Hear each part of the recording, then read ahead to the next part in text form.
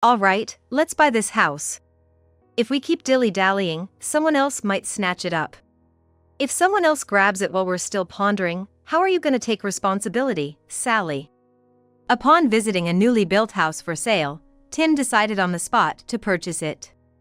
I haven't even seen the second-floor rooms yet, and frankly, I absolutely do not want to buy this house. You respect my opinion, right? Then buy it. I like this house. I won't accept any other. Since I don't make much, it's better if it's in Sally's name. The real estate agent, John, who had been aloof until just now, suddenly burst out laughing. It's a deal then. Thank you very much.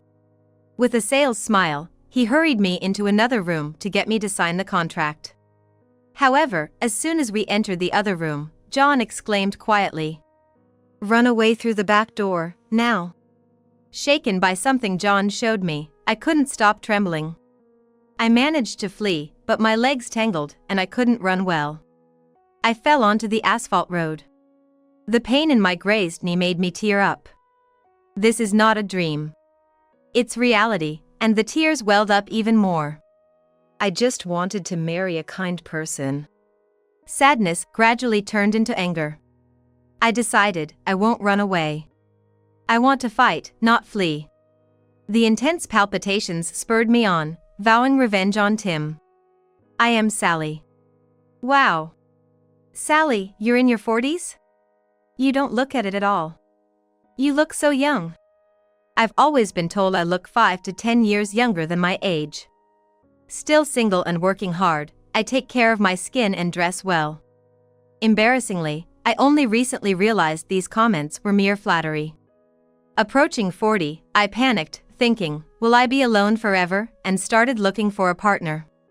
That's when I faced the harsh reality that men weren't interested in me. Not just men my age, but even those a decade older preferred women in their 20s or early 30s. It seems the ability to bear children is indeed crucial. I used to enjoy solo movies and solo barbecues without a second thought, but suddenly, I felt lonely. Looking around, I saw only happy families. About a year into my search for a partner, with my 40th birthday just 3 months away, I finally met someone nice. At a matchmaking party I almost gave up on, I finally paired up. Tim, 2 years my senior, had kind, droopy eyes that immediately appeared gentle. Sally, you must love your job. I got passed over for a promotion by my juniors. I admire you. His slightly hunched posture and the way he peeked into my face seemed adorable. He was like a docile, obedient dog. With an undefended smile, he nodded along to my stories. He didn't seem very reliable, and he wasn't handsome. But somehow, he triggered my maternal instincts. But I can do housework. I can support you while you work. If we got married, what about, kids? Kids. Do you want them, Sally? Tim looked up at me with his big, round eyes. Actually, I can't even imagine a life with children. Wow, me neither. I'm almost 40, so I'm not sure if I can have children, and that's been worrying me. The next moment, Tim was holding my hand. With a slightly more serious expression than usual, he slowly said, Sally, please marry me. We don't need kids. Just having you by my side is enough. And so, I married Tim. Tim had been living with his parents, so we started our new life in my place. However, the life I had hoped for didn't materialize. Before the marriage, Tim had said he would do the housework, but he always made excuses not to. The kitchen sink is too small to wash dishes properly. My parents' house had a sink twice this size. And as for cooking, with only 2 burners, I can't really cook. My parents' house had 4 burners. Usually, I cook simple meals like hamburgers and soup. Tim eats them without complaint, but when it comes to cooking himself, he's not satisfied. Meals should be substantial, like 1 soup and 3 sides. My mom always said so. Wait, Mom? I mean, my mother. This was how it went with cleaning and laundry too. He claimed he couldn't do them because an apartment was different from a spacious family home. Compared to living alone, it's not like my workload has drastically increased. But I do have some grievances towards Tim. Around that time, he made a suggestion. Hey, Sally. What do you think about buying a house? A house? Yeah. Let's buy a single-family home. It'll be bigger than now and definitely more comfortable to live in. Indeed, our one-bedroom unit feels cramped. It might not be a bad idea. I feel bad that I can't fully utilize my housekeeping skills here. Tim was also thinking about our life together. I was happy to hear his thoughts. And look, I found a nice house. See, this house, isn't it great? It's for sale and has a good location, right? He handed me a printout of the housing information. It's a newly built house not too far from the station. 3 bedrooms, huh?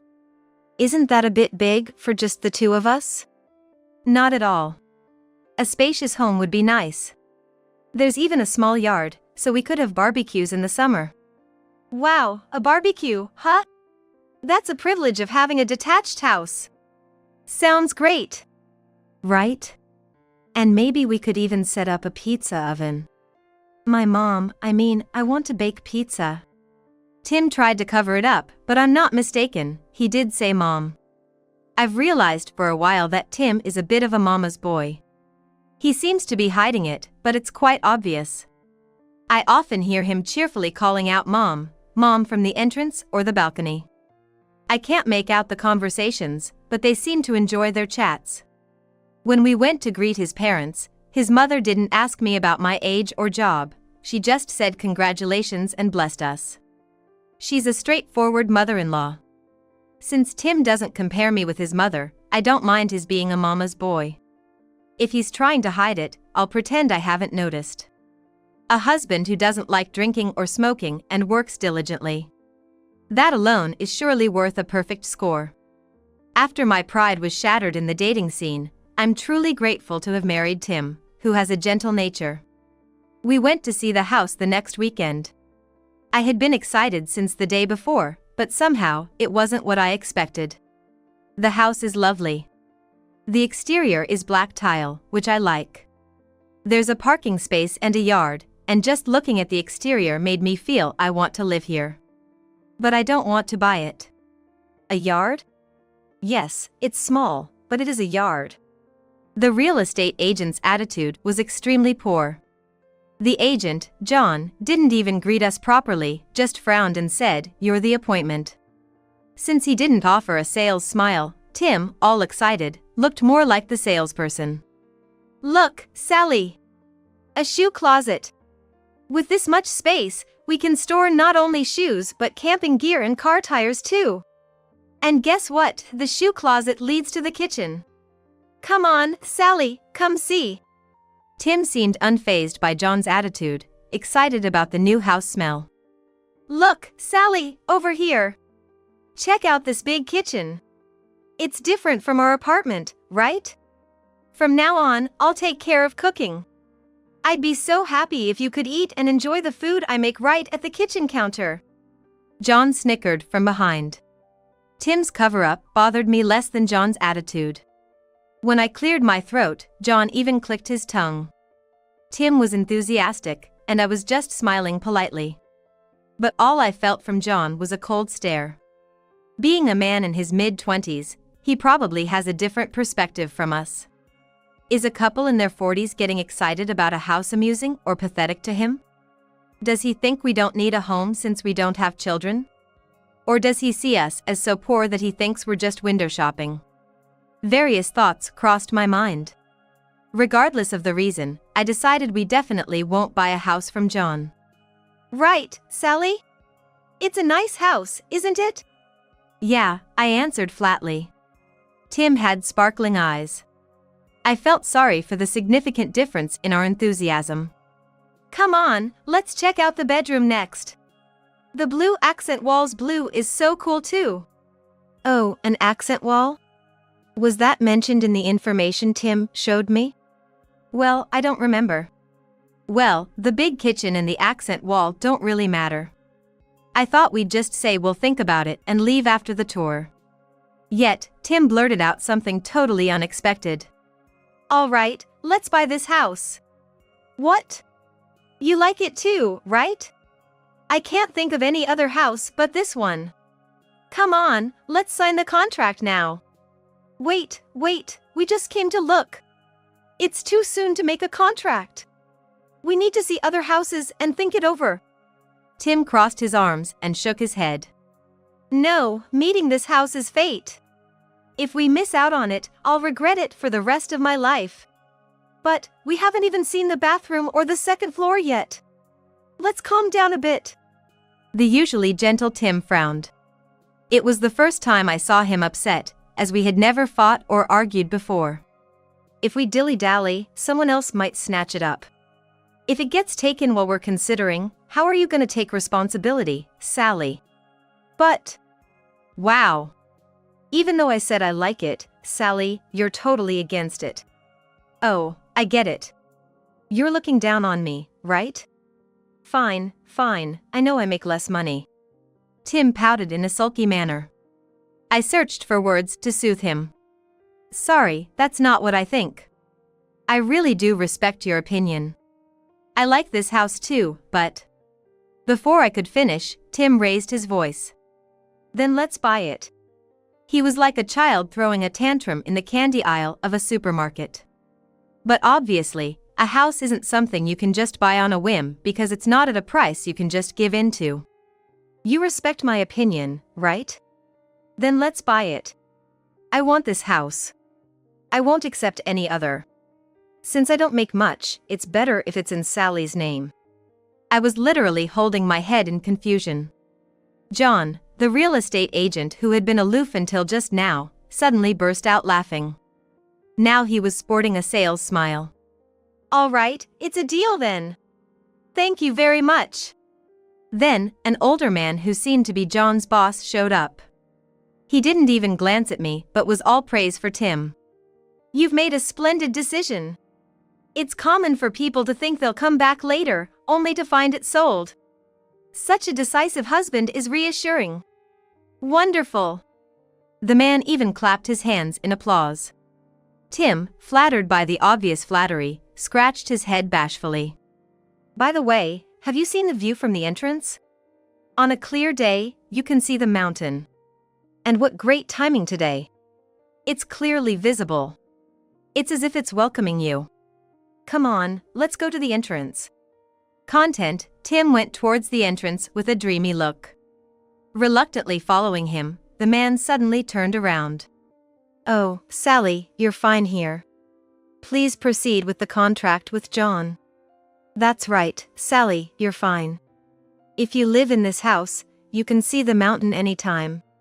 Better buy it before someone else does." It was the first time I heard such a malicious sneer from Tim.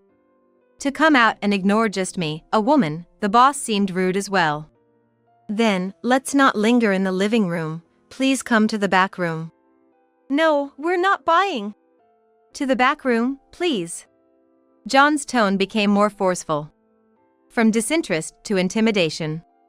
It crossed my mind that Tim and the real estate might be in cahoots. Maybe there's some kickback for Tim if I buy the house. That would explain his pushiness. Then, how long have I been deceived? Could this be a marriage scam just to sell me a house?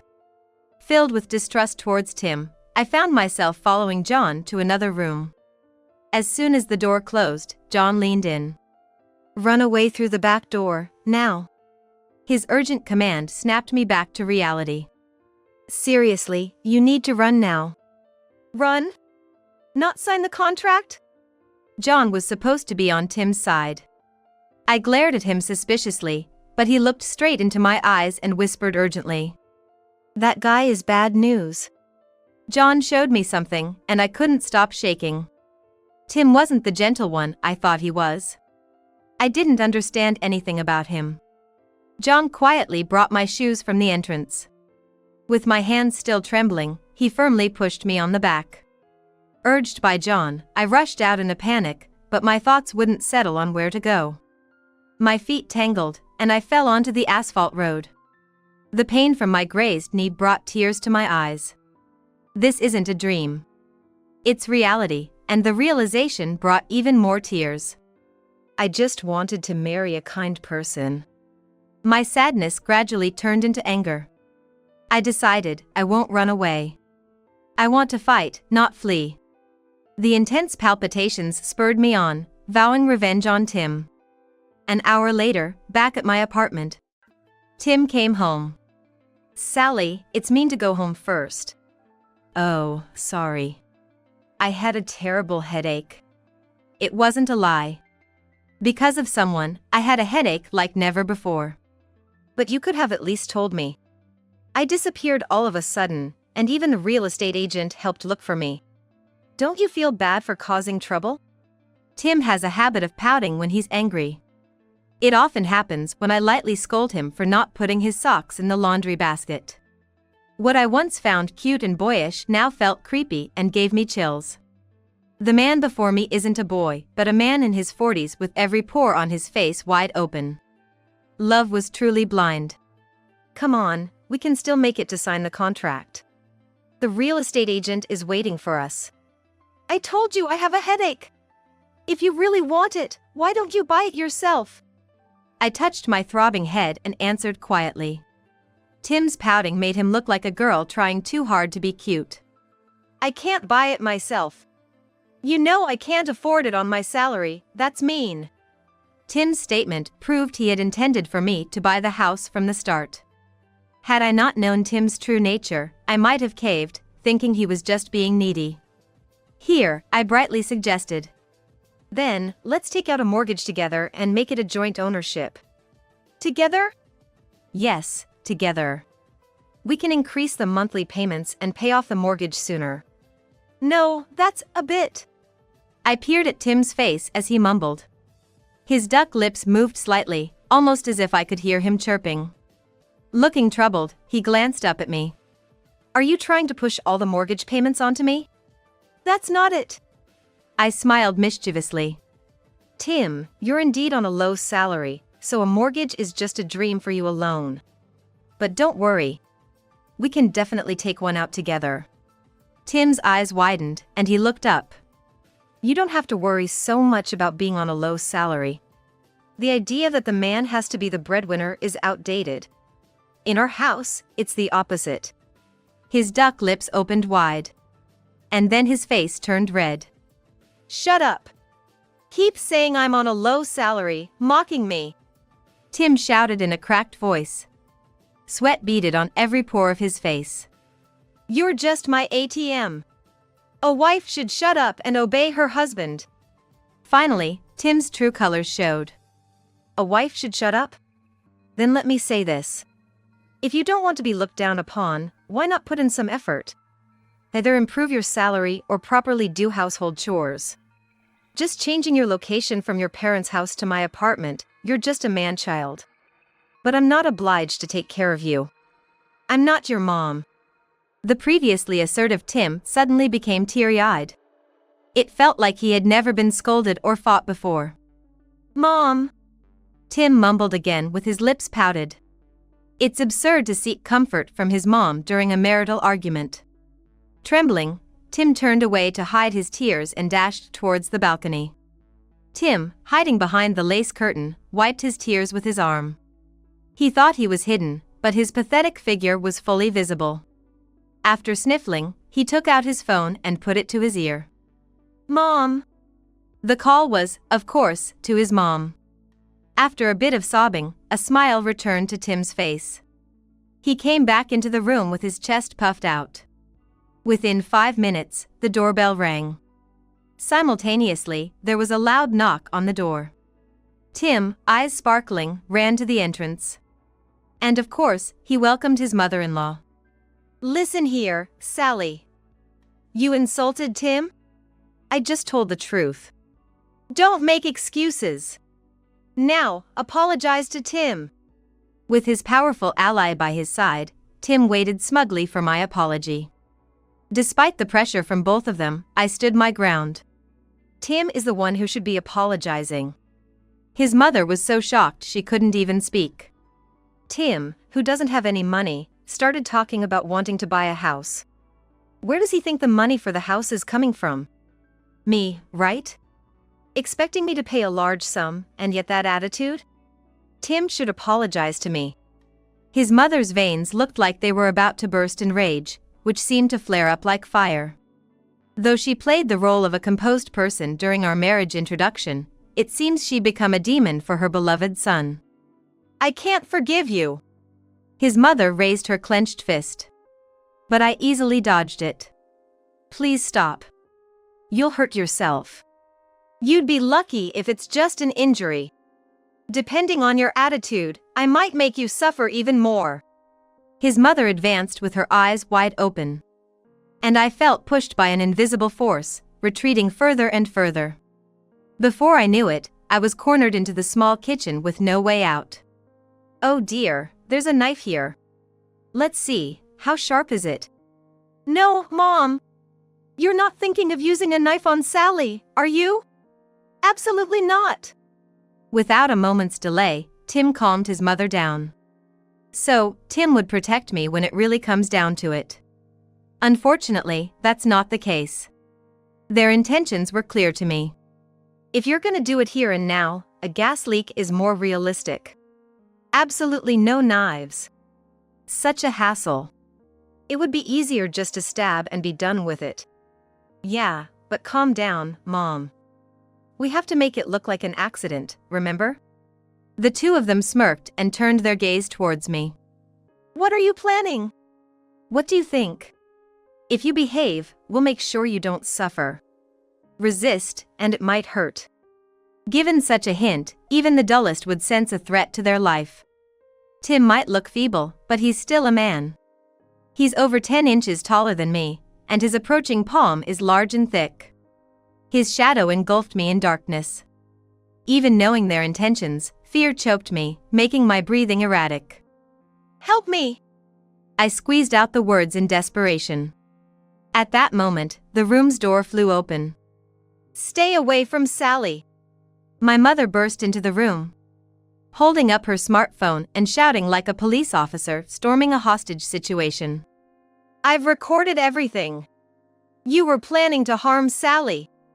No escaping this, so give it up. Tim, who had been acting maniacally, returned to his meek self. His eyes wide, he looked back and forth between my mother and me. Sally's mom. Why? How? Tim, you love your mom, right? I know.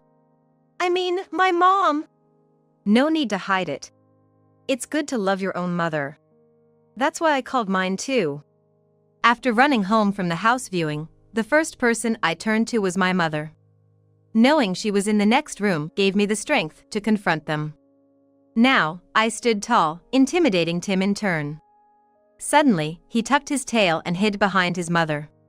What do we do, Mom? Meanwhile, his mother boldly advanced towards my mother. Oh my, Sally's mom. What are you accusing us of?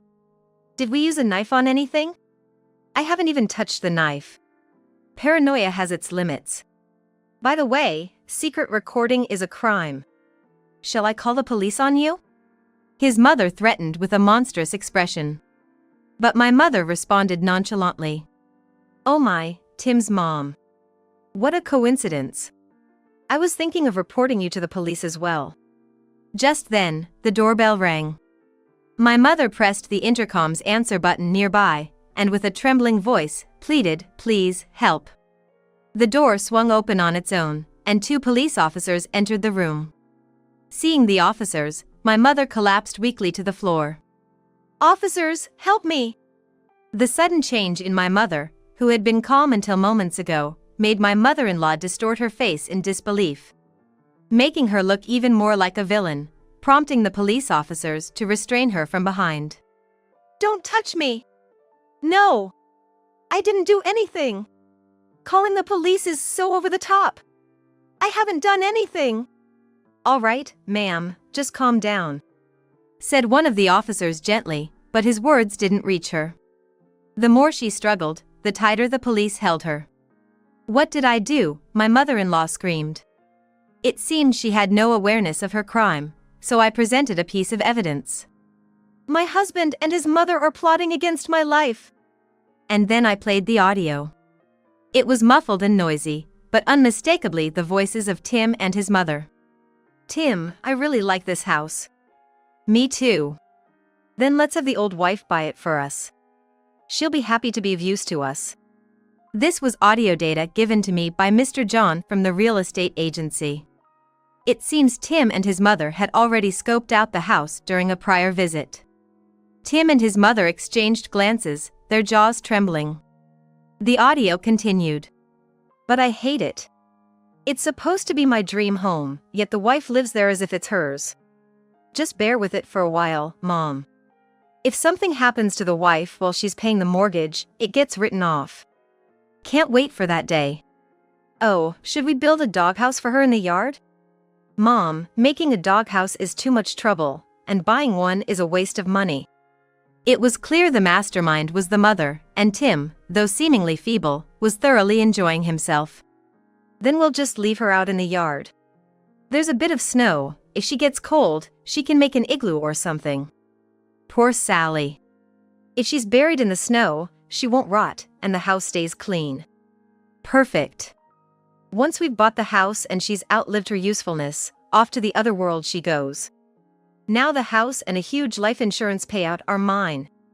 Thanks for marrying such a great woman, Tim. You did well, Tim. John had overheard such a conversation, which is why he was cold to us when we came back for another viewing. The conversation alone could have been dismissed as a joke, but seeing how eager Tim was to rush the contract, Mr. John suspected they were serious. Tim slumped weakly, his face pale. Looking nothing like the person who had devised such a horrific plan. Sally, it's not like that. It's a misunderstanding. A misunderstanding? Then explain how it's different. Tim couldn't speak, his cheeks wet with tears. If you stay silent, I won't understand. By the way, I checked Tim's computer, and guess what? There's a whole list of ominous search histories. What's that about? Immediately, my mother opened Tim's laptop to show it. The screen displayed a list of incriminating search histories. Researching perfect crimes but not even putting a lock on your computer? The police officers, peeking at the laptop screen, changed their expressions. Could we have a word with you? Me? No, what do I do? Mom! Tim, crying miserably, sought help from his mother. But she turned her back on him, refusing to look his way. Huh? I don't know anything about that. Mom? Mom! You said to squeeze all the money we could from Sally and then get rid of her, didn't you? Mom! Tim desperately clung to his mother. Shut up, you idiot.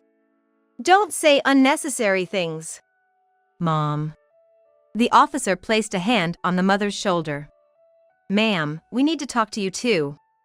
Finally, my mother-in-law lost her momentum. She just opened and closed her mouth, unable to speak. And eventually stopped moving, looking up at the sky. Tim and his mother received a stern warning from the police. Since they hadn't actually taken any actions to harm me, they weren't charged with a crime. It's your fault I lost my job. Even after swiftly divorcing Tim, his mother came to my place, ranting. If you hadn't meddled, I wouldn't have been fired. Take responsibility. The door was being pounded on as if it would break. In fact, his mother worked at a life insurance company. Not satisfied with the insurance I already had, she had added several more policies in my name without my knowledge. If anything were to happen to me, naturally, Tim would be the one to receive a large amount of insurance money. You committing a crime by signing up for insurance policies under someone else's name is the reason you got fired. It's only natural. After saying just that through the door, feeling my life was in danger, I called the police. Afterwards, my mother-in-law tried to attack numerous times, but I never opened the door and promptly reported her. It seems my overly policed mother-in-law became quite infamous in the neighborhood. Rumors spread about her being a habitual insurance fraudster and that perhaps her long-deceased husband might have been a victim of hers. I was relieved not to see her anymore, but then Tim showed up after a while. He pressed the intercom just once and pleaded quietly. Let's start over, just the two of us. Mom won't leave the house anymore. We won't be bothered by her, it's safe. Apparently, the fear of people's eyes made my mother-in-law, who had become a recluse, unable to even go out shopping. It's because Mom is terrible. She took my credit cards and spends wildly on online shopping. She locks me out saying I don't make enough money and need to work more. At this rate, I'll go bankrupt. I remembered Sally was a kind woman when I thought about what to do, and I found myself here. I dealt with his tearful plea through the door. So, you're saying you don't want to take care of your reclusive mother, so you'd rather mooch off me instead? No, that's not what I meant. Take care of your beloved mom for life. Unable to stand tall without his mother's backing, Tim sheepishly returned to his mother's home. Despite being a recluse, that volatile mother of his didn't seem to be calming down. I wondered how much Tim was suffering inside that closed-off home. His gaunt cheeks telling the story of his hardship. Yet, without someone pushing him, he lacked the courage to escape. Let him taste hell with his beloved mom. Knowing it was dangerous to continue living alone in the apartment known to Tim and his mother, I moved back to my parents' house. Living not alone brought a strong sense of security, enveloping me like a cocoon. We'll find a new home soon. Maybe a condo with better security next time. You're planning to leave? You should just stay here forever. My petite mother showed off her biceps. Though there was hardly any muscle, just flabby underarms. Mom's security will protect Sally from any foe. I laughed at her joke. And she joined in. The first face that came to mind when I feared Tim's intentions was my mother's. And when I called for help, she immediately rushed to my side. There's no better ally than my mother. Mom's security looks weak. A bit unreliable, huh? I playfully tapped her sagging belly. Hoping not to rely on Mom's security, I wished to keep laughing together forever.